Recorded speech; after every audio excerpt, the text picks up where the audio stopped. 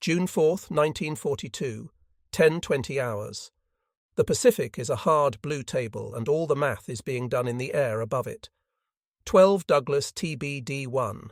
Devastators from Yorktown's Torpedo Squadron 3, VT-3, are already committed, noses down, building into their long, merciless run.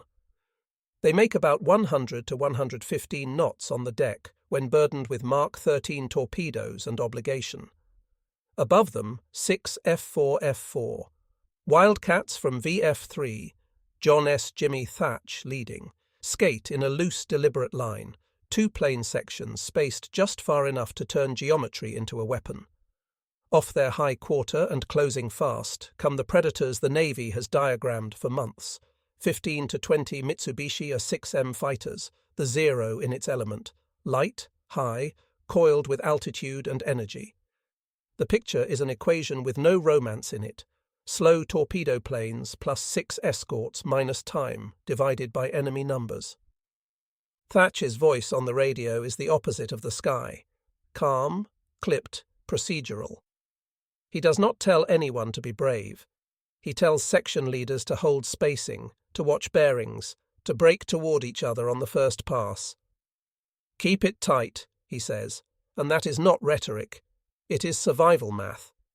Everything about the fight favours the Zeros, until it doesn't. On paper, the A6M will outclimb and outturn the Wildcat at any sane altitude. It carries 20mm cannon with explosive shells that turn aluminum into shrapnel and men into silence.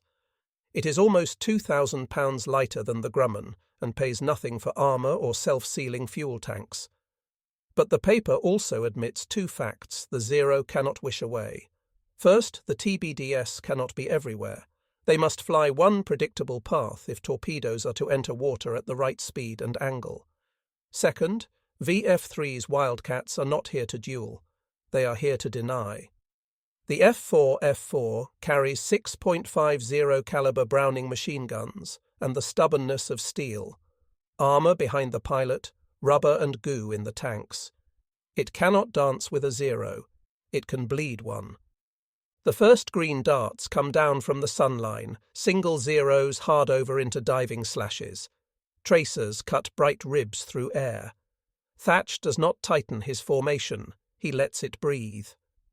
2 Wildcats abreast, leader and wingman, cross-turn into each other as the attacker slides onto one tail.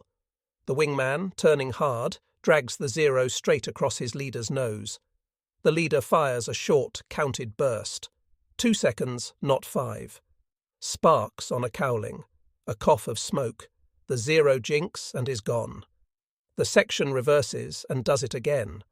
On the other side, the second section is already crossing, the same hinge opening and closing, swapping roles with every pass. One tempts, one punishes, then they trade. It looks like improvisation if you haven't seen the notebook. It is not. It is the first combat use of a procedure Thach worked out with chalk and camera gun film in Hawaii, practicing against stand-ins flown like Zeros. The Thach Weave is not a trick, it is a promise between wingmen executed at speed. You will not be left alone. Anyone who sits on my tail will be dragged into your guns. Below, the Devastators do their part of the arithmetic with a courage that has no adjectives left. 12 out. 10 will not come home.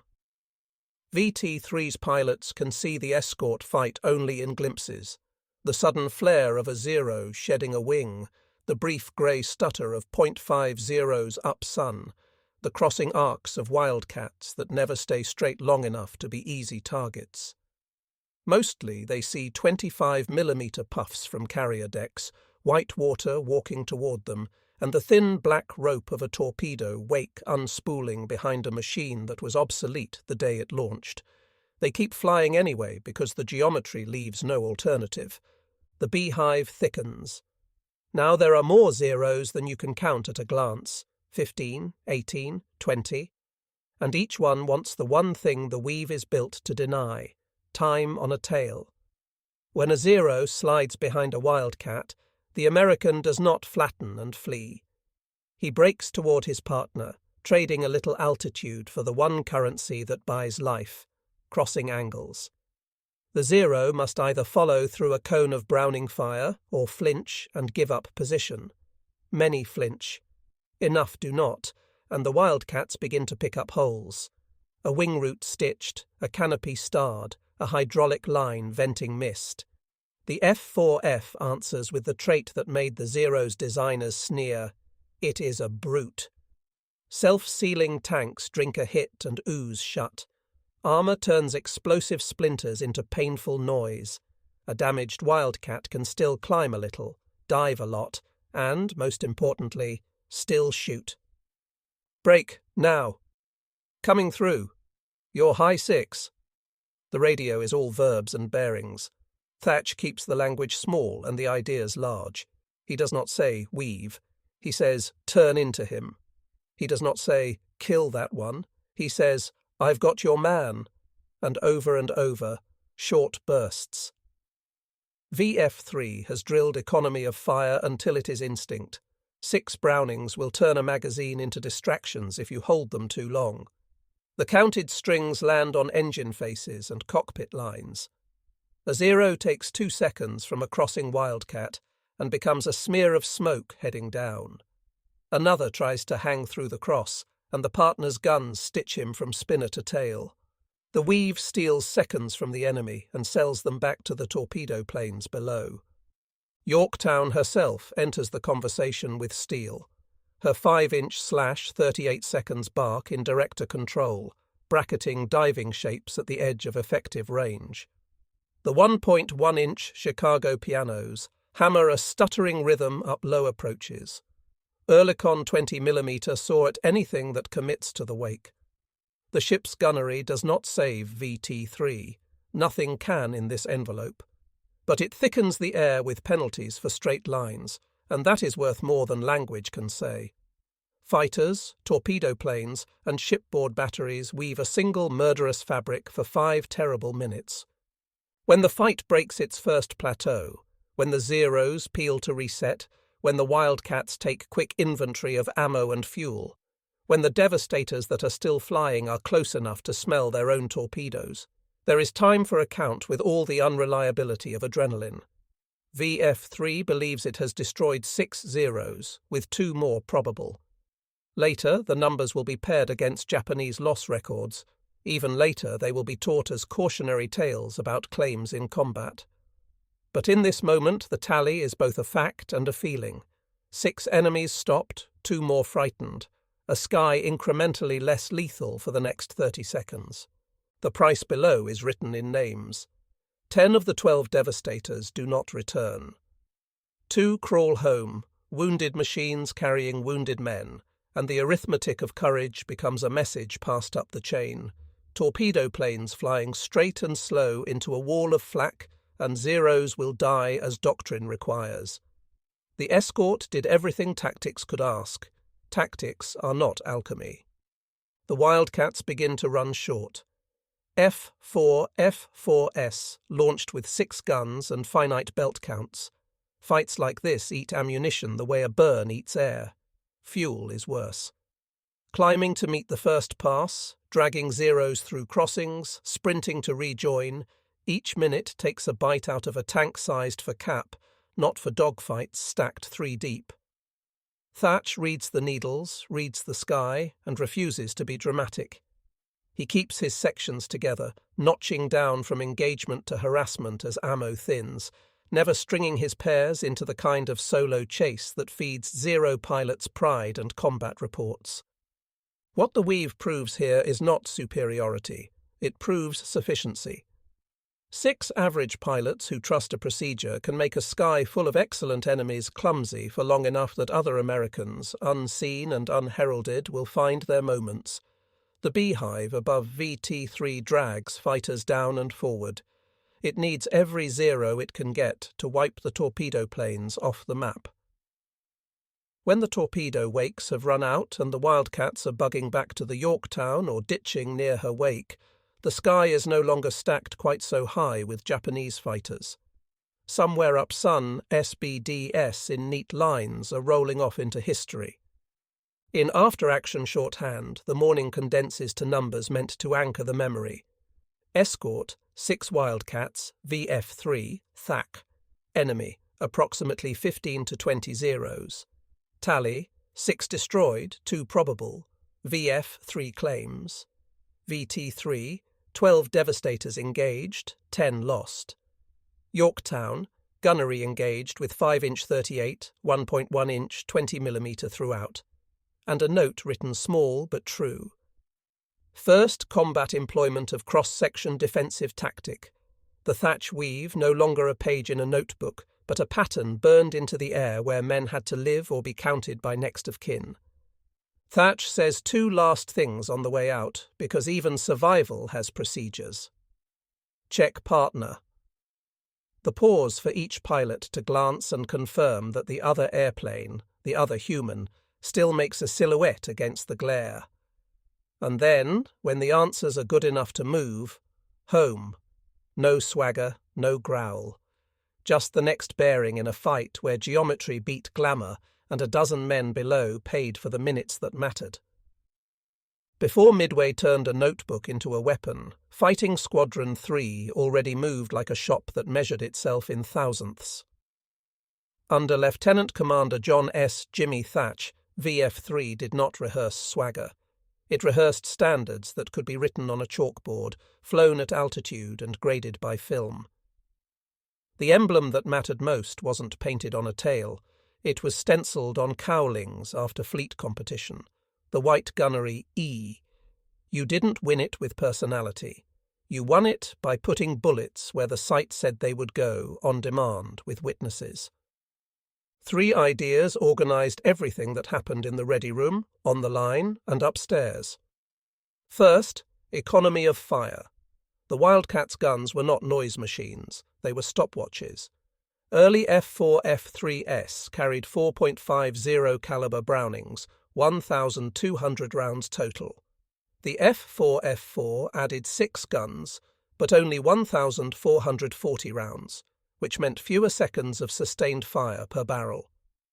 VF-3 learned those seconds by heart. 2-second bursts. Convergence set for the ranges men actually shot, 250 to 300 yards, not the comfortable fiction of 500. Camera gun film made it merciless. A pilot who hosed at long range would sit in the dark while a projector ticked off his wasted ammunition frame by frame. The lesson was simple and repeated until it became reflex. Hold fire until the picture is true, then shoot, count, stop. Second, deflection as doctrine. The squadron treated sight pictures like geometry problems. If a zero crosses left to right at 250 knots with 30-degree angle off, you don't aim at the cockpit. You hang the reticle ahead, where the airplane will be when your bullets arrive. VF-3 practiced quartering, beam, and high-side passes until the muscles in a pilot's wrist learned what his eyes could not say quickly enough. Thach insisted the men know their ballistics like machinists know thread pitch, drop at range, dispersion at convergence, how recoil dipped a wildcat's nose in a pull-through, how tracers lied at steep angles. "Closer," he would say during film review. 2 seconds, not 4. Make it a cut, not a speech. Third, section integrity. 2 airplanes became 1 animal, and 2 sections became a division that breathed in the same rhythm. A leader's blind spot was his wingman's hunting ground. A wingman's life was the leader's responsibility. Formation practice wasn't for photographs. It was to make cross turns automatic. If a bandit slid onto a tail, the threatened pilot would not run. He would brake toward his partner, dragging the attacker across friendly guns. Roles swapped every few seconds. No one stayed alone long enough for a fast enemy to turn position into kill. Those commandments lived on the ramp as checklists and in the ready room as film, but their roots were older.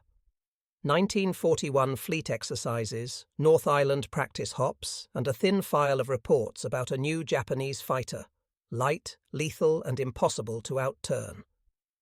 Thach read those reports, some from China and the Philippines, with a carpenter's mind. If the material won't cut the way you want, change the jig. He began penciling a 2-plane weave, 2 abreast, offset just far enough that each turn toward the other pulled an attacker through a partner's sights. It was ugly on paper, inelegant to watch, and exactly the right kind of American answer. Procedure, not panache. They tested it with whatever would fly enemy, SNJs and F-4Fs flown light, pilots ordered to behave like the new Japanese fighter, climb to the vertical, roll to the oblique, insist on tail chases where the Wildcat was weakest. The results in the notebook were blunt. A single Wildcat died in any game the Zero chose. A pair of Wildcats, turning toward each other on cue, killed patients. The enemy either flew through a cone of 50 caliber or broke off and tried again, wasting the one resource no fighter ever has enough of, time on a tail. The Weave stole that time. It did not reverse inferiority, it denied its consequences. If VF-3 needed proof that restraint could kill faster than enthusiasm, it arrived 6 weeks before Midway as a film strip and a citation. February 20th, 1942. Lexington was steaming north of New Britain when G-4M Betty bombers from the 4th Air Group found her. In the confusion of altitudes and vectors, Ensign Marion Duff Dufilo's guns jammed, leaving his section mate effectively alone at height, Edward H. Butch O'Hare, flying an F-4F-3 with 4 guns and a finite number of counted seconds. The way he used them could have been a VF-3 lecture.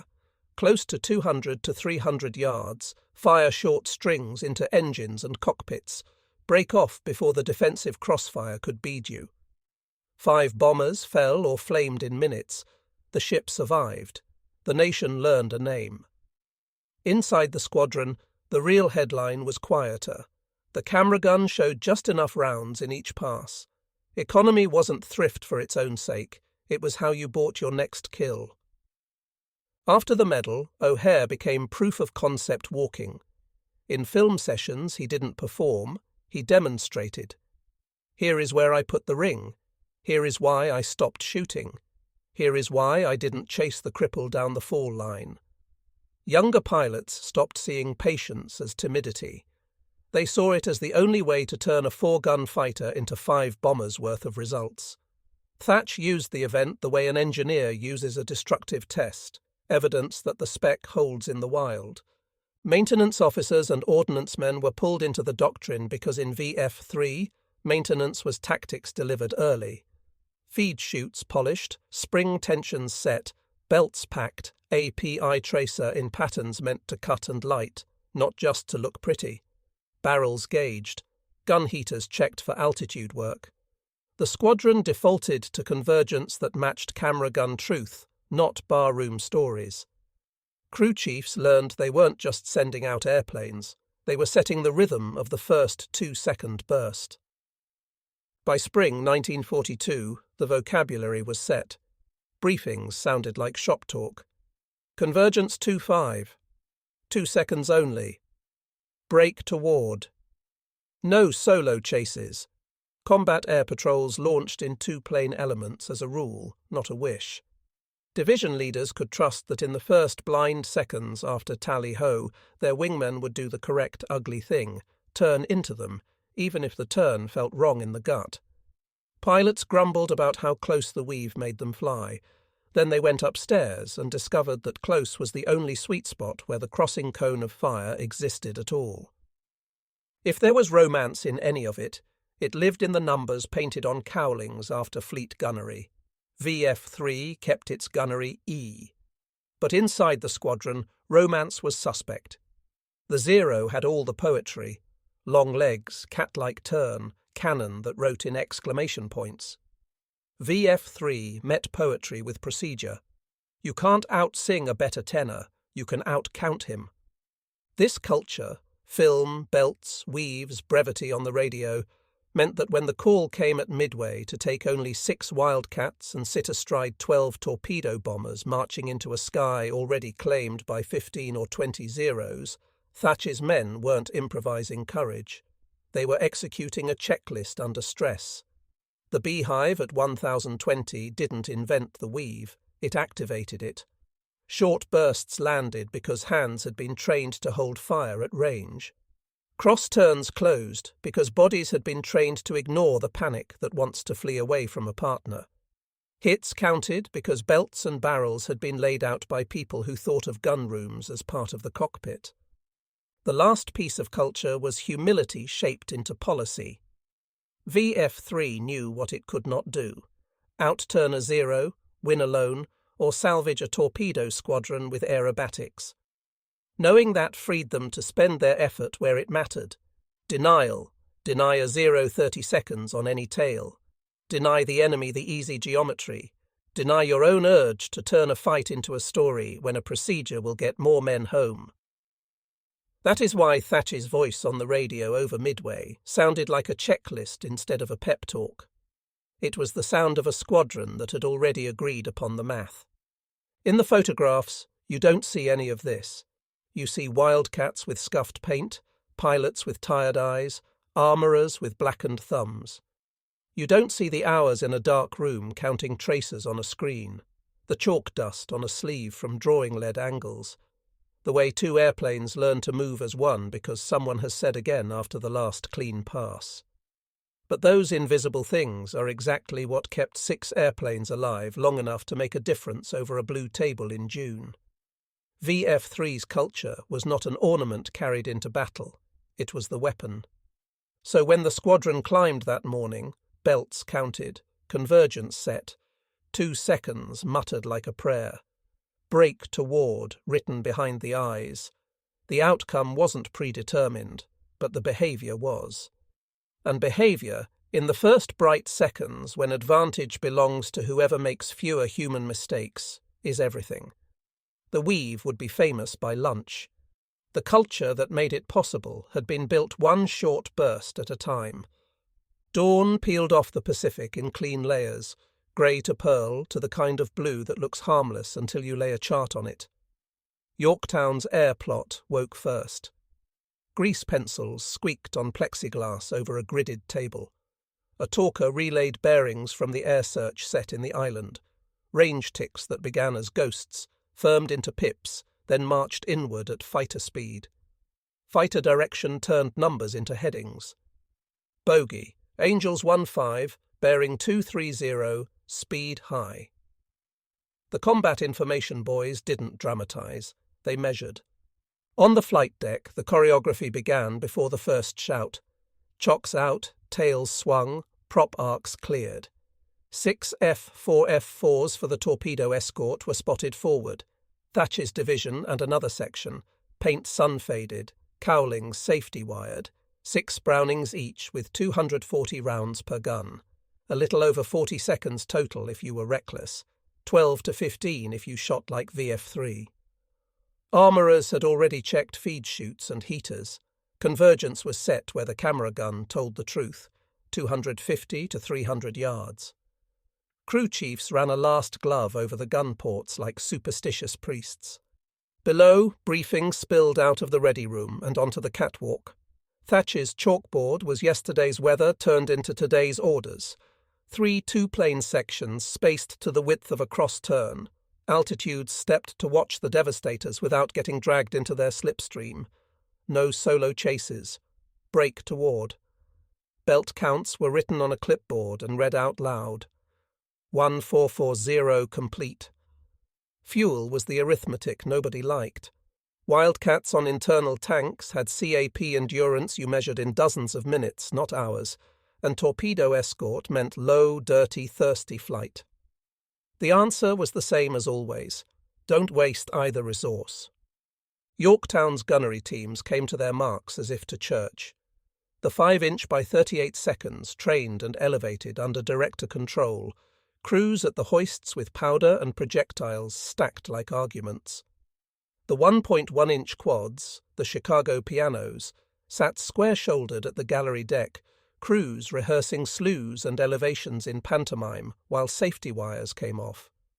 20mm Oerlikons dotted the edges, single men behind butterfly triggers, belts draped over shoulders. Fighter direction knew the price of that orchestra. Once torpedo planes came in low from opposite bows, shipboard fire made a net that friendly fighters had to respect. Coordination wasn't courtesy, it was survival. The radar track thickened and split. One group high and thin, dive bombers finding their geometry. One low and fast, torpedo planes measuring the wake. The fighters would not get to choose their altitude. If VT-3 was going to live long enough to release, the escort had to live in the beehive. Launch orders sounded like a drum line, signal flags, a whistle, the deck officer's chop of the hand. Wildcats rolled, lifted and cleaned up in 2-beat rhythm, then bent into the assigned heading as soon as wheels kissed wells. Over the radio, Thach's voice fit between bearings from airplot. Blue 1, Blue 2, line abreast, interval 1. Then to the whole. Remember, short bursts. Break toward, no invocation, no last-minute bravery. Just the same two ideas VF-3 had been carving into muscle since North Island. The Devastators were already off and committed. You could read it in the way they held altitude like a vow, heavy and straight, the torpedoes under them dictating everything from entry speed to ideal sea state. Escort brief called for a screen above and slightly aft, sections offset so that any zero settling behind a TBD would be dragged across a Wildcat's guns, never allowed to sit and rake. The spacing had been argued in chalk. Too wide and the crossing cone collapses. Too tight and two F4Fs become one target. Thach set it by feel honed in practice. Close enough that a call of break now meant both ships would turn inside the same second. Down in CIC, the plot looked like a child's game gone murderous. Friendly tracks tagged and stacked, bogies multiplying on the scope's edge. The talker's voice stayed level. Fighters, Vector 230, Angels 1. A beat. Bogies now 20, closing fast. It wasn't panic, it was an update to the math. On the climb out, Wildcats hit the wall of wind that lifts from a carrier's deck and then the softness beyond. Pilots checked harnesses, touched the gun switch with a knuckle, scanned the sun line where a 0 would appear if the manuals had predicted any of this correctly. Section leaders flicked their wings, tiny signals with big meaning. I'm here, you're here, we move together. A glance down caught a flash of aluminum in a world of blue, the Devastators sliding into their lane.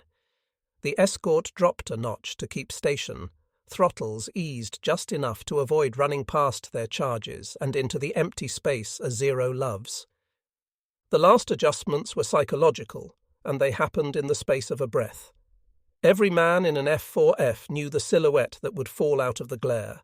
Long wings, round cowl, the sudden spray of 20mm that sounds like someone tearing cloth. And every man had been told exactly what not to do. Don't flat run, don't try to win a turn, don't stay alone even for a heartbeat, because a heartbeat is how long it takes a 0 to become an obituary. The weave was not mysticism. It was a promise, 2 airplanes crossing into each other's danger to cancel it. Contact. The word came from the high cover first, from a voice that had been looking into the sun too long. Tracks converged, bearings tightened. Thach's tone didn't change. Blue, turn in, section cross, short bursts. The deck, the guns, the radar, the chalk dust, all of it condensed into one instruction, repeated as if it were nothing more than a course change. And then the beehive opened in front of them, and the morning stopped being drawings on a board and became tracers, angles, and seconds.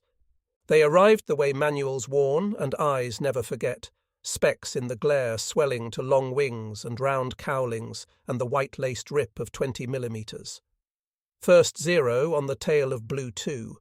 Thach didn't harden into a turn fight. He opened the hinge. Break, now! Leader toward wingman, wingman toward leader, 2 Wildcats carving mirrored S's through the air, so that anyone glued to a tail had to fly through the other man's guns to keep his pride. Blue 1's burst was exactly what the chalk had demanded.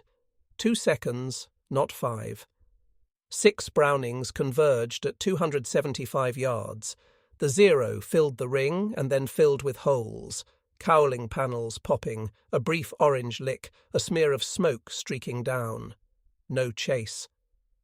The section reversed on cadence, trading roles before the adrenaline could suggest a solo glory run. On the other side of the escort arc, the second section made the same ugly, perfect cross. Their wingman's first string walked into a canopy, the next stitched a wing root. The Japanese fighter flinched, then flamed. The weave worked because it punished commitment. Hover on a tail longer than a breath, and you were dragged across a partner's sights. Below, the Devastators stayed honest to the only math they owned: straight line, torpedo speed, water entry. A zero tried to sit behind one and found himself raked from oblique by a Wildcat cutting across the wake. The escort didn't protect by orbiting, it protected by denying tail time. Every cross-turn stole seconds from the enemy, sold them back to VT3. Not many, enough to be counted. The zeros adjusted. They began diving, shooting, and extending rather than hanging. That was the correct counter in theory. In practice, Wildcats used mass like a weapon. The F4F's dive was a blunt instrument. Down a few hundred feet, trade the height for speed, then use that speed to claw back up into a zoom that made a clean gun solution improbable for a re-attacking zero. Those who pressed anyway learned the other Wildcat truth. Self-sealing tanks and armour give you time. To brake, to reverse, to keep your wingman in your windscreen. A hit that would have set a zero ablaze merely turned a Wildcat surly. Radio stayed short and surgical. You're high 3. Brake left. I've got him. Between calls, Thach's metronome. Short bursts. Ammunition was a clock you could hear in your bones. 240 rounds per gun. 40-odd seconds total if you were a fool. Carved into 2-second strings, it was 20 real chances to end an argument. Camera gun truth had made miserly shooters. The sky now rewarded misers. A zero tried the classic fix. Come in paired, one to drag, one to kill the rescuer.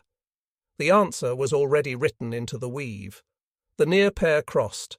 The far pair slid a half-interval in and made a second trap, so the second zero flew into a new cone just as he arrived to help. He saw it a beat too late. The glint of 6 muzzles, the sudden solid hammering of .5s, then a wing lifting free like a door torn off its hinges. 5 minutes in, the escort looked improbable but intact. Sections still paired, one Wildcat streaming, another with a starred canopy and a pilot wiping blood with his glove, but all 6 accounted for. Claim discipline held even as adrenaline tried to gild. One burning, one smoking, one off. The rough ledger would harden later to 6 destroyed, 2 probables. In the moment, what mattered was that the beehive, once neat, now buzzed confused. Zeros who expected a turn brawl found a rotating box. Those who expected an easy tail found a partner's guns. Those who expected Americans to run found Americans crossing. Fuel and ammo ticked down to the red arc. Thach read needles and sky and refused the trap of a final wasteful tangle. Blue. Harass and clear. Stay in pairs. The last passes were all denial, slash, break, reset, giving VT3 what seconds could still be bought as the torpedo wakes unspooled toward their targets. The weave had not made Wildcats superior, it had made them sufficient, which over Midway at 10:20 was the only kind of superiority that mattered. The Devastators paid first because they had to. 12 TBD-1s from VT3 stepped down the long ramp to attack speed with Mark 13C hanging like verdicts, then levelled into a run that had no defensive setting. The math of 1942 torpedo warfare was public and cruel. Approximately 100 to 115 knots on the deck, straight line, constant height, a weapon that might broach, dive deep, or arm late. VT3 flew anyway. Zeros found them because geometry guaranteed it.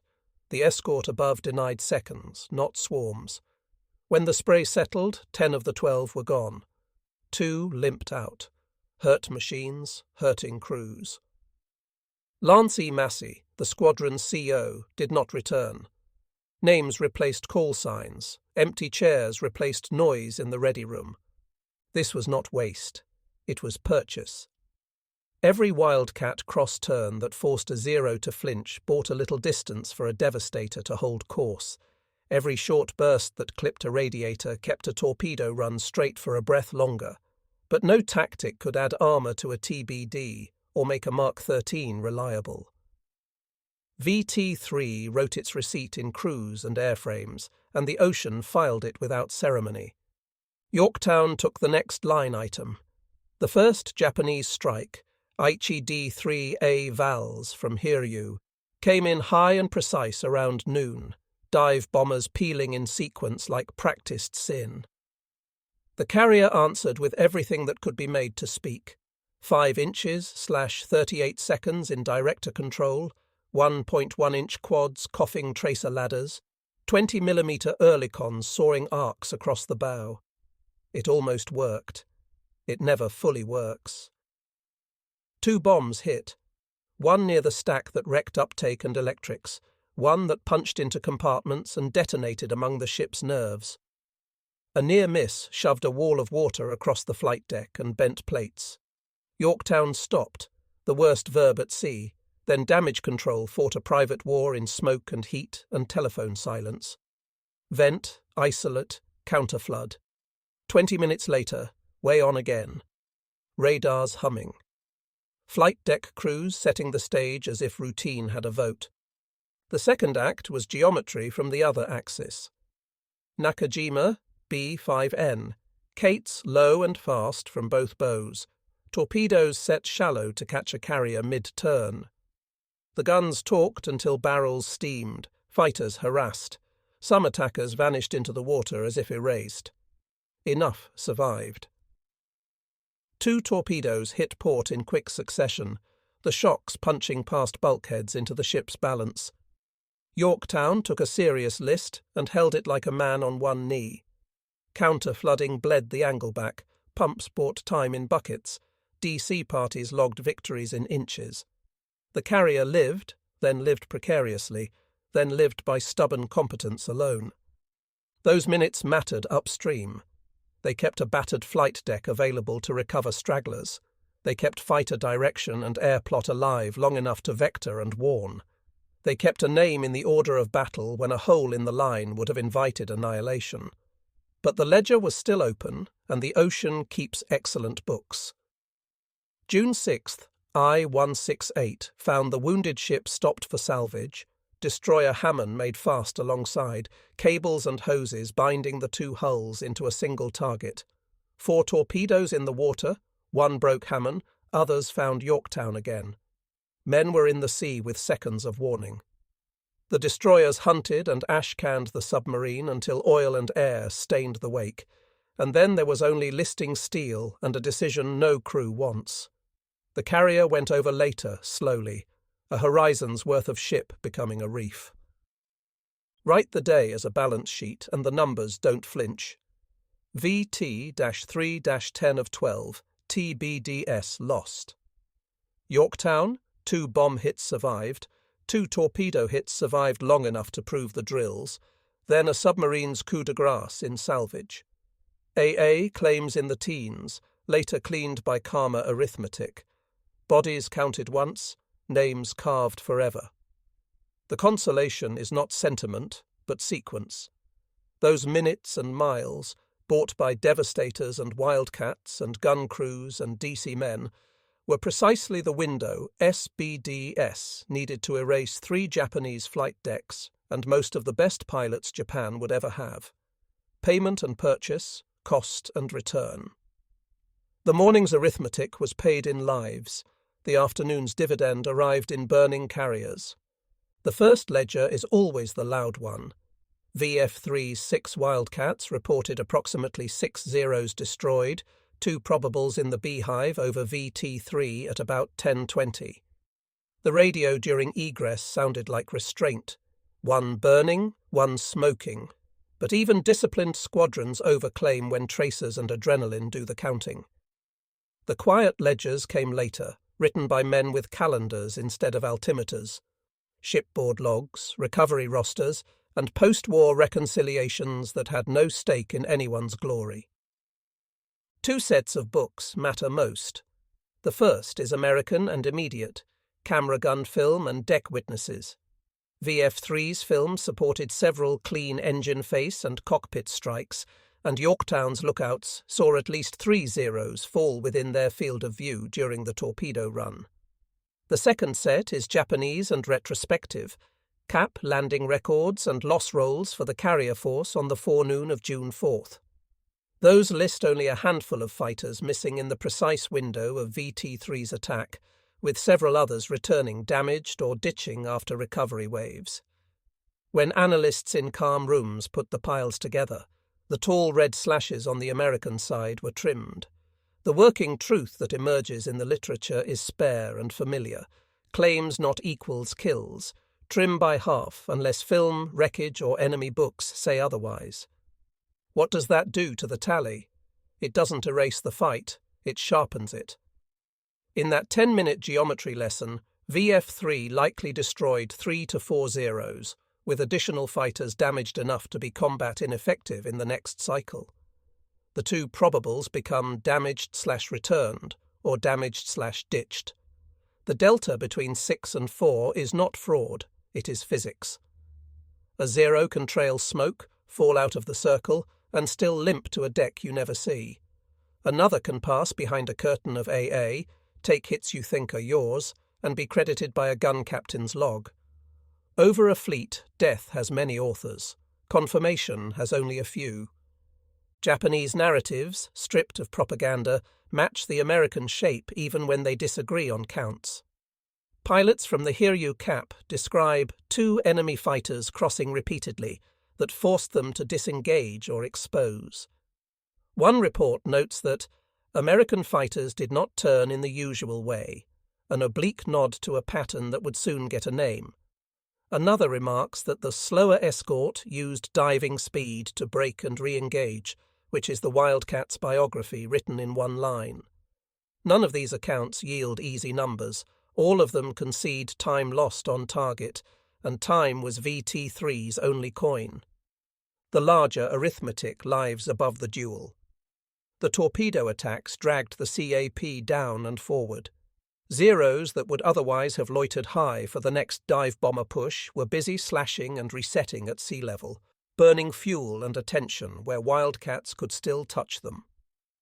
When SBDs from Enterprise and Yorktown appeared at approximately 10:20 to 10:25, they found fewer Zeros stacked in the proper altitude bands and a Japanese formation in the middle of a recovery cycle. That condition was not accidental. It was purchased at obscene cost by TBDs that flew straight and by escorts that turned a Zero's favourite shot into a trap. So the cleaned ledger reads like this: VF-3-3-4, Zeros destroyed, several damaged. VT-3-10 of 12 lost. Yorktown AA, multiple assists, denials. Japanese CAP, time and altitude bled off the top. The correction does not shrink the morning. It clarifies what exactly the Weave bought. Not air superiority, not even parity, sufficiency. Enough denial to open a 5-minute window in which 3 Japanese flight decks died. The difference between claim and kill is the difference between a story and a system. The system is the point. Fly the procedure, accept the trimmed numbers, and win the war in the afternoon. The ocean closed over the wreckage. The paperwork opened. Midway's fighter lesson did not end in the beehive. It began. VF-3 returned to a navy that paid for victories in procedures. The first product was not a painting of Zeros spiralling down. It was a syllabus. June 19, 1942, John S. Jimmy. Thach handed VF-3 to Edward Butch O'Hare and stepped to broader duties. The transfer did not change the doctrine, it multiplied it. Maui, Pu'unene, became the factory floor. Wildcats baked on coral dust while a rhythm settled in. Morning chalk, afternoon air, evening film. The goal wasn't to mint aces. It was to make average pilots reliably lethal and, more important, reliably alive. The gunnery piece turned into a ritual with parts you could inventory. Belts were laid out with the precision of a watchmaker. A PIAPIT, sequences chosen to cut, light and mark. Convergence came off posters and onto forms, 250 to 300 yards, signed by pilot and ordnance man. Armourers checked feed chute polish and gun heater leads because altitude turned metal stubborn. Before startup, a gun board chalked the count, 1,440 rounds total for 6 guns, so the pilot knew in seconds what he owned. After shutdown, the same board recorded what remained. Any delta bigger than the film allowed became tomorrow's lecture. Film made honesty automatic. The camera gun was a courtroom, the projector a judge. Sight rings held too long or not long enough were frozen and shamed. Thach's and O'Hare's commentary was merciless and spare. Closer. 2 seconds. Break off. No one left the room with illusions about how far a .50 could lie. The standard wasn't hit something. It was end the argument in one string. Engine face, canopy line, walk the comb through, stop. Tactics left the chalkboard and moved into muscle. The weave became a box to check on every student's card. Enter in line abreast, call the break, cross without crowding, swap roles without language, repeat until fuel insists otherwise. Instructors flew pairs until the timing no longer felt like courage and began to feel like cadence. Wingmen were taught that the wrong turn, away, was a reflex to be beaten. The right one, toward, had to live so deep that panic couldn't touch it. Section leaders were drilled to watch needles as hard as sun lines. A weave without fuel discipline is a eulogy with style. Maintenance absorbed into doctrine because VF-3 had already decided that maintenance is tactics delivered early. Crew chiefs were briefed on why a misfeed at the top of a reversal kills faster than any zero. Ordnancemen learned that belt packing after lunch in Pacific heat wasn't the same as at dawn. Line checks grew a new box.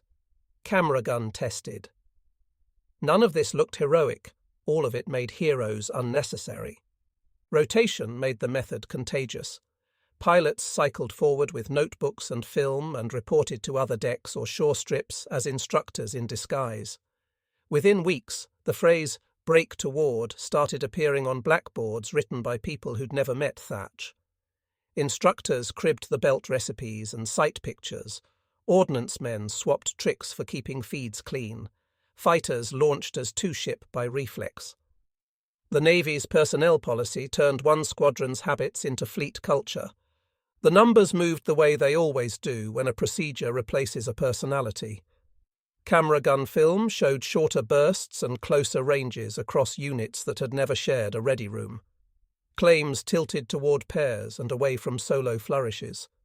Debriefs spent less time on "I was lucky" and more on "we held cadence." Even losses became legible. A section that died together often died less because the trap claimed an attacker before the second pass. By late 1942 and into 1943, a new airframe arrived with a larger margin for human error. The F-6F Hellcat brought thrust and climb enough to take the argument vertical. What changed was physics. What didn't change was discipline. The weave did not retire. It got teeth. 2 F-6Fs cross-turning could convert a Zero's 1 good second into a fatal second faster than Wildcats ever could, and the men in their cockpits had been taught not to spend ammunition or position on vanity. The same 2-second strings, the same 250 to 300-yard convergence, the same insistence that a section is one animal, only now riding a machine that forgave more and punished faster. The syllabus even scaled into night and weather. When radar-backed teams began groping for bombers in the dark, the language sounded familiar. Economy of fire, break toward, no solo chases into friendly arcs. The habit had outrun the original problem set. None of this made headlines. No one paints a mural of a chalkboard or a belt count, but in Squadron diaries you can watch the tone change after Midway from exhortation to expectation. The weave is no longer Thach's trick, it's the way. Economy of fire is not O'Hare's lesson. It's a box on a card. And section integrity, once preached as culture, is written into check rides as fail/pass. The day at 10:20 had proved you could dominate procedurally in a sky you could not dominate aerodynamically. The months after proved you could teach that domination at scale. That is how 6 Wildcats become a doctrine, and how a doctrine becomes a war's arithmetic. Get the nouns right first. June 4th, 1942, found John S. Jimmy Thach in a Grumman F4 Wildcat, not a Hellcat. The airplane matters because the problem it solved defined the method he carried forward. A slower, tougher fighter holding a sky against faster, finer ones by procedure. Mislabel the machine and you miss the point. The Wildcat's limits, wait, climb, turn, forced a tactic that would outlive the airframe. Keep the numbers clean next. Over the beehive at approximately 10:20, 6 VF-3 Wildcats escorted 12 VT-3 Devastators through a storm of approximately 15 to 20 zeros. VF-3 claimed approximately 6 destroyed, 2 probables. Reconciled against enemy records, that likely means 3 to 4 zeros destroyed and several damaged. VT-3 lost 10 of 12. Yorktown's guns added denials and assists that can't be cleanly assigned.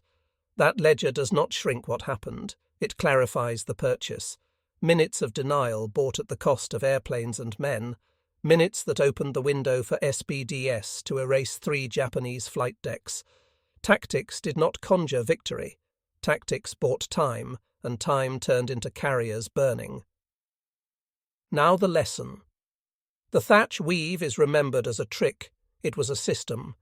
2 airplanes, line abreast, disciplined spacing. Attacker settles on one tail.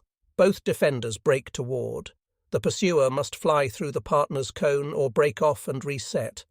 Every pass swaps roles. The weave has no flourish. It lives on short counted bursts, a sight picture at 250 to 300 yards, and faith that your partner will turn into danger because you will too.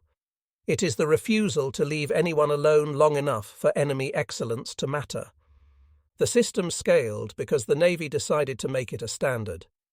After Midway, the chalk on Thach's board turned into syllabi at Puuneni and beyond, camera gun film as truth serum, belt patterns written like recipes, convergence set where the films proved hits, break toward drilled until it survived panic. Rotations spread the habit. Pilots who had never met Thach began drawing his arrows on other blackboards, telling other wingmen to hold their bursts to 2 seconds, writing section integrity into check rides as pass/fail. One squadron's culture became fleet procedure. When the F-6F Hellcat arrived in 1943, the physics changed, but the behavior didn't. The Hellcat's power and climb let sections carry the weave up as well as through. 2 F-6Fs could turn a zero's 1 good second into a fatal one faster than Wildcats ever could. Gunnery discipline travelled intact, convergence still 250 to 300, bursts still short, shots still taken only when the sight was true. The result was not mythic invulnerability, it was predictably survivable aggression. Across the Solomons and the Central Pacific, claims began to tilt toward pairs doing work together and away from solos writing stories. Thach himself kept polishing procedure. Promoted off the line, he helped design the fighter direction and layered cap schemes that knit ships, radar and fighters into one organism, day, then night. The logic sounded familiar. Don't leave gaps. Don't leave anyone alone. Put shooters where geometry favours them.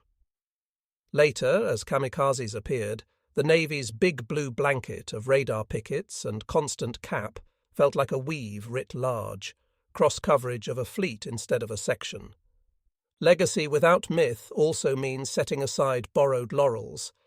It flatters the ear to put Thach in a Hellcat over Midway, or to move Edward O'Hare from February's Lexington action into June's Beehive.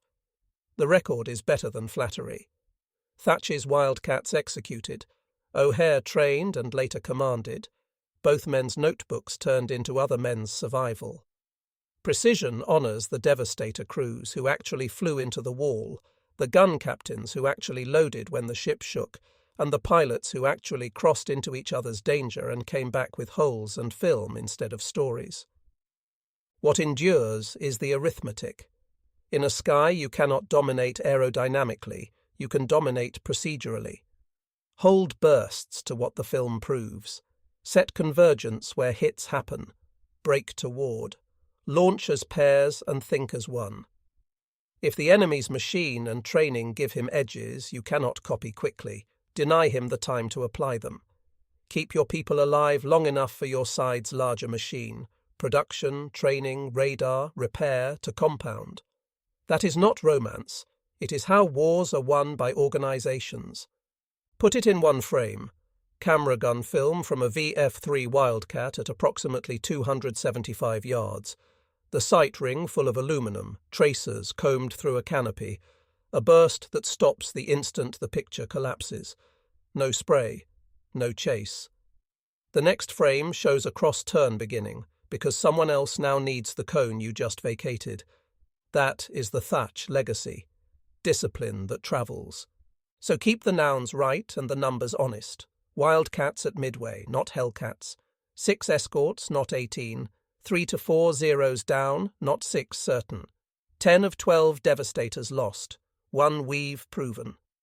From that modest, brutal calculus came a syllabus, then a culture, then a theatre-wide habit that let average men in tough airplanes make a lethal sky sufficient. The myth would give you a hero with the perfect airplane. The record gives you something rarer and more useful, a method that outlives both. Procedures don't appear from genius alone, they are coaxed out of stubborn material. The Grumman F4F4. Wildcat taught the Weave because the airplane would not humour any other fantasy. Its limits were sermons, its virtues were the punctuation. Start with the blunt dimensions of the problem. A Zero Model 21, a 6M2 at Midway, brought approximately 331 miles per hour at altitude, a climb rate approximately 3,100 feet per minute, and a turn circle that embarrassed most Western fighters below 15,000 feet. It carried two 20mm Type 99 cannon, typically 60 to 100 rounds per gun, and two 7.7mm machine guns, and, crucially, no armour and no self-sealing tanks.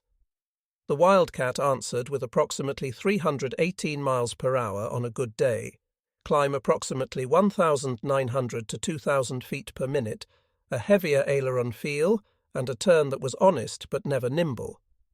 It brought 6.5 zero-caliber Brownings, about 240 rounds per gun, 1,440 total, and the two features that made Zero pilots call it stubborn: armour plate behind the pilot and self-sealing tanks that turned explosions into leaks and leaks into landings. The cockpit made the doctrine tactile.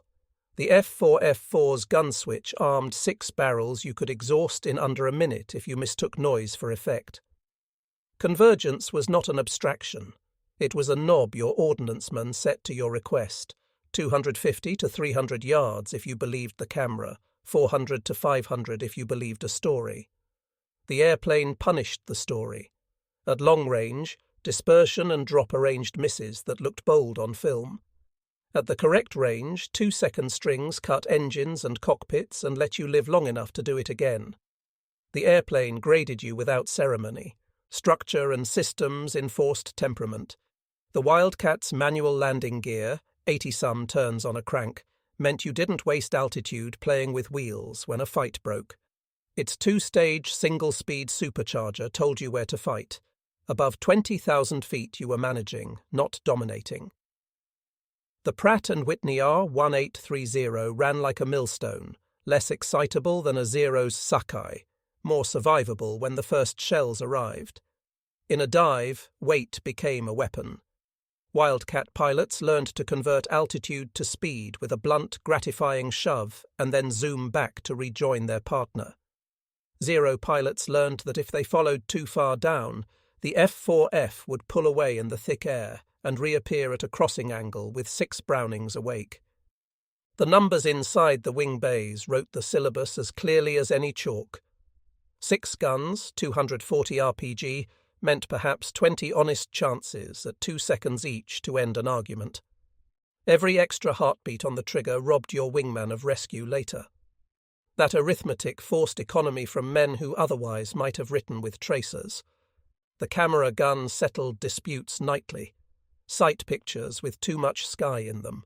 Bursts that started early and ended late. Wings riddled when engine faces would have ended things. All slowed to humiliation. Pride didn't survive the projector. Discipline did. Even maintenance was a tutor. The Wildcats' feed chutes punished bad packing. A single kink in a belt would buy you a silence at the worst moment in a cross-turn. Gun heaters mattered because the F4F carried fights high enough that lubricants lied. Ordnancemen who treated those leads as optional created widows. Crew chiefs discovered that a polished ramp and a straight link were worth more than a prayer. In VF-3, those discoveries became checklists, another way the machine weaned the squadron from romance. Set the machine across from its enemy, and the method becomes inevitable.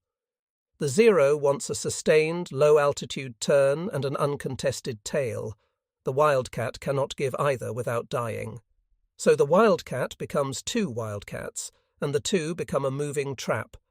The Zero wants to hang and rake. The Weave forces a commit or flinch choice every few seconds. The Zero's cannon hit like small grenades but ran out quickly. The Wildcat's Brownings hit like hammers and kept hitting. The Zero bleeds fast when struck. The Wildcat bleeds slow and fights while bleeding. Out of that match, procedure is not a preference, it is fate. When the Navy's next machine arrived, the F6F-3 Hellcat with approximately 380 miles per hour, climb approximately 3,000 feet per minute, and the grace to take the fight vertical, the Wildcats' lessons did not retire, they accelerated. 2 Hellcats cross-turning made the same cone of consequence, only larger and quicker. The new airframe forgave late brakes and sloppy timing the F4F would have billed in blood. Yet the core grammar, 2 seconds, 250 yards, brake toward, no solos, stayed word for word because it wasn't Wildcat law. It was American air combat written for machines that value crews more than aerobatics. By the time the Pacific turned into a conveyor of operations, Aleutians, Solomons, Marshalls, Marianas, the Wildcat had already done its larger work. It had forced a navy to codify survival. It had convinced pilots that discipline outperforms nerve. It had convinced ordnancemen that a clean feed is tactics. It had convinced section leaders that geometry will beat glamour if you let it. The airplane that could not outturn its enemy designed the fight in which turning didn't matter. That is why the Weave belongs to the Wildcat, even when later photos show Hellcats swimming in its wake. The tactic was born of a machine that told the truth about itself and demanded that men plan accordingly. The Beehive at 10:20 was a proof, violent, local, specific. What made it history was everything that happened after, when a single squadron's habit became a fleet's metabolism. Start with the narrowest ring, fighter on fighter. Through late 1942 in the South Pacific, Eastern Solomons, Santa Cruz, Guadalcanal's air-over-water lanes, Navy sections that had heard of the cross-turn began using it as if it were common sense. You can see it in debrief language changing from "I turned inside him" to "we crossed and trapped," and in camera gun film that shows 2 sight pictures converging on 1 Zero instead of 1 gun camera chasing a spiral. Where the Weave appeared, tail time for the enemy collapsed from half minutes to heartbeats, and heartbeats aren't long enough for cannon to write endings. Then the ring widened to the system. Ships, radios and radar arranged so procedures could happen on time. Thach's next contribution wasn't a sharper turn, it was a cleaner picture. In 1943–44, as he moved from cockpit to staff, he helped standardize fighter direction, radar plots in CIC feeding vectors to sections standing ready with fuel and discipline, not just courage. It sounded like the Weave written at scale. Don't leave a pilot alone. Don't leave a sector uncovered. Cross responsibilities so that anything diving on one layer must fly through another layer's guns to keep its pride. Later, the concept hardened into what the fleet called the Big Blue Blanket, constant layered cap and radar pickets that made kamikaze windows smaller and response times shorter. The grammar was familiar: deny time, force choices, punish commitment. Training did the multiplication. Puunene and other fields turned chalk into checklists: 2-second bursts, 250 to 300-yard convergence, break toward, no solo chases. Ordnance shops were taught that belt packing and gun heaters were tactics by other names. CICS learned that brevity codes mattered as much as ailerons. Pilots rotating forward carried film reels and notebooks. Pilots rotating home carried syllabi. Within months, a wingman in a squadron Thach had never visited could be trusted to turn into danger rather than from it, because someone had made that turn a pass/fail item on a check ride. Machines changed, the verbs didn't. When the F-6F Hellcat arrived in strength through 1943, the Weave acquired vertical options. 2 F-6Fs could climb out of their own cross, then roll back down with energy the Wildcat never had, converting denial into decisive. Gunnery stayed miserly, short counted bursts, and so did spacing. The result showed up in the ratios that embarrass superlatives. Across the Central Pacific, Hellcat squadrons posted multi-to-1 records, not because they found a magic corner of the flight envelope, but because they refused to let any pilot in blue spend more than a heartbeat alone. Consider one marquee day that owed its setup to this culture. June 19, 1944, the Philippine Sea. The turkey shoot is remembered for lavish numbers, but look at the scaffolding. Radar pickets early, cap stacked by altitude bands, vectors precise enough that defenders met raids far from decks, sections intercepting in pairs and crossing through commits, gunnery short and savage. The airframes were newer, the pilots often greener, but the behaviour was VF-3s, procedure first, position second, ego last. Even the Navy's night moves leaned on the same spine. When radar-equipped Avengers and later radar-nosed Hellcats hunted in darkness, the instructions felt like echoes: economy of fire, never outrun your controller's picture, never knife off alone into a friendly's firing arc, break toward your cover ship when geometry turns tight. The Weave became a conversation between electrons and engines. What does this scaling change about Midway's morning? Not the facts. 6 Wildcats, 3 to 4 Zeros likely destroyed, 10 of 12 Devastators lost. It changes the meaning. The Thach Weave was not a stunt that saved a handful and died with the last ammo link. It was the seed of a standard that let average pilots survive long enough to become competent, and competent long enough to become instructors. It took a war that could have belonged to whoever fielded the best handful of aces, and handed it to whoever could train the most wingmen to make the same 3 correct choices under stress. Thach's name stays on the maneuver because someone has to own the first chalk strokes. But the legacy is shared by every ordnance man who packed a belt that fed true at altitude, every CIC talker who put a section in front of a raid with a 3-word vector, every wingman who turned into fear because the checklist said so. The Wildcat forced that checklist into existence. The Hellcat spread it like weather. The fleet wrote it into doctrine. What remains when the films flicker out is a sentence the Beehive taught and the Pacific confirmed. In a sky you can't dominate aerodynamically, dominate it procedurally. Count your rounds, set your convergence, cross when told. Deny the enemy the time he needs to express his excellence. Do it again tomorrow. That is how a June morning over Midway becomes the way a Navy fights.